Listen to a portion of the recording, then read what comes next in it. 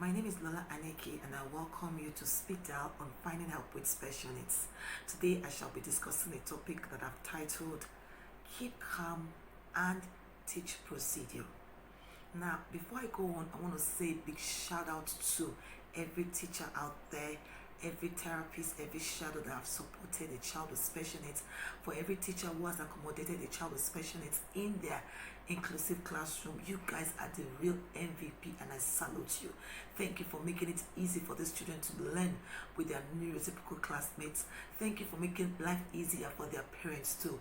We really do appreciate you. There are several times I've spoken to classroom teachers and therapists and shadows and support staff. I ask them, what are your fears about children living with special needs in your inclusive classroom? What are your fears of educating these children in a regular classroom like every other child? And the response I get are things like, oh, they don't know when to use the restroom. They just jump out of their classroom without asking for proper permission. They just slam the door. They don't know when to take permission to drink water. They just answer questions without being called upon. There are times I also walk into a school and I see a child in the hallway with someone holding the child, and I'm asking, why are you holding this child? And it goes, he's a child with special needs. And I'm like, okay. Or sometimes I see they're trying to open the door, trying to help them get water into their cup, or trying to do things for them. And I'm like, why are you doing this for this child? And the response is a child with special needs. And I thought to myself, special needs does not mean they can't do things themselves. Yeah, there are times to begin to help them, and then with time you let them do things independently. Our ultimate goal is for these children to do things independently. Now, I'll take a little time to explain what early intervention is all about. So, at the Cadet Academy and the Dewdrops Community Center for Special Needs, our vision is to ensure that no child is left behind in terms of quality education. And what do? We provide early intervention services such that we prepare these children to be classroom ready. And when we do that, I want us to understand that there are various categories of disabilities. We have the mild, the moderate, and the severe. Most times, those kids you find in the classroom are usually kids with mild to moderate cases, where they do not require as much help as the severe cases. So before they get to the classroom, they know some skills. But what usually happens to them is that they are anxious. They have their fears about the new environment they are being transitioned into. So most times you find that they are confused as to what your expectations are. They don't know what the procedure of your classroom is. The best way I can explain this to you is to consider yourself as an adult moving from one house to the other, and then you find a company that can help you move your furniture and every of your things to the new house. And for some reason you're at work and you couldn't monitor them, but you trust them that they will do a good job. And on getting home to your new house later in that evening, you realize that all of your things were just all left in your living room. Your bed, your boxes, everything was not arranged, and probably you have the agreement of them arranging it for you. The thing on your mind is fear and anxiety. What do I do? Where's my toothbrush? Where could it be my the bag that contains my nightgown? Where's my bed sheet? You have questions. That's the same thing these children feel when they get into your classroom. No matter how independent they might be, or no matter the level of the severity of the disability, they still have that fear. What is the expectation of me? Where do they put things in this classroom? Where could the restroom be?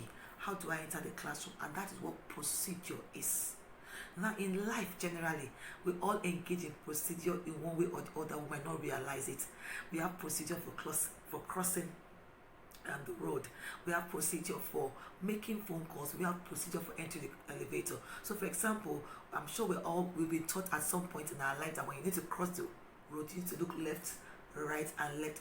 That is a procedure. Now, what is a procedure in a classroom?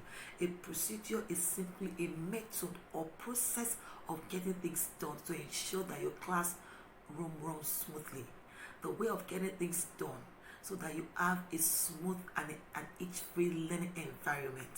Now, children with special needs need to know the procedure in your classroom so that they can do well in your classroom.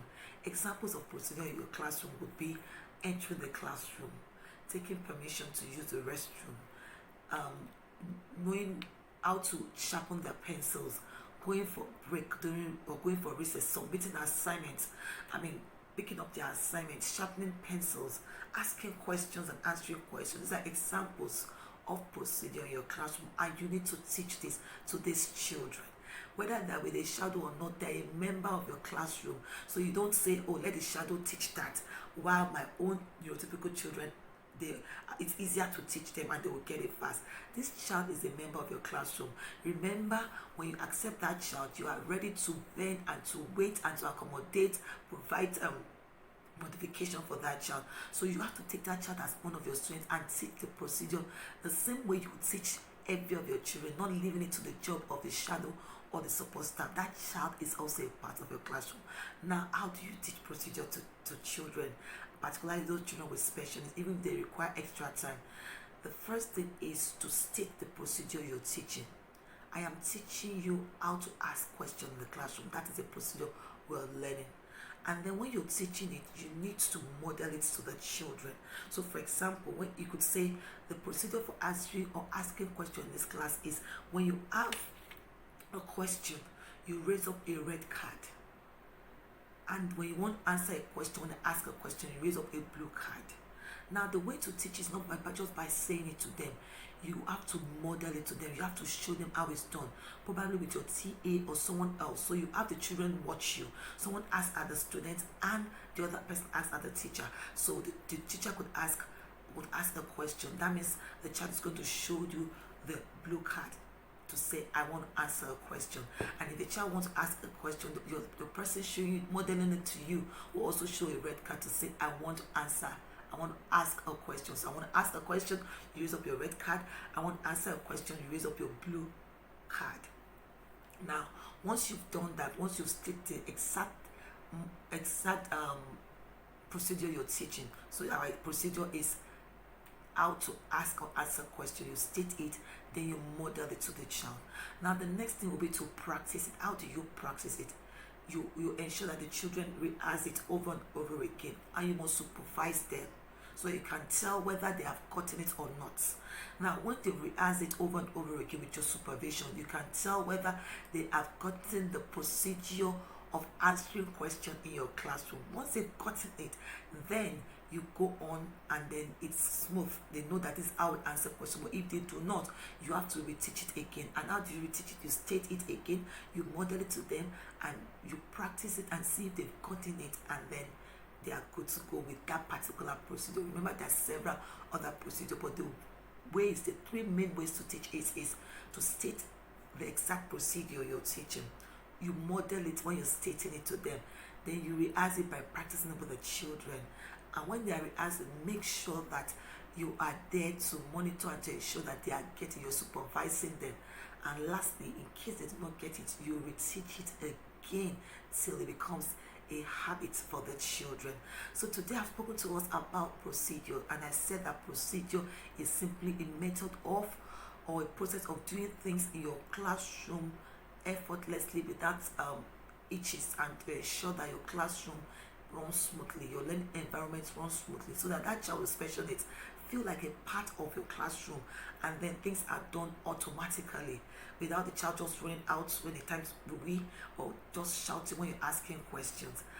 I believe these few points I've shared with you on how to teach procedure to children has been very helpful. Thank you once again for watching this video. Bye bye.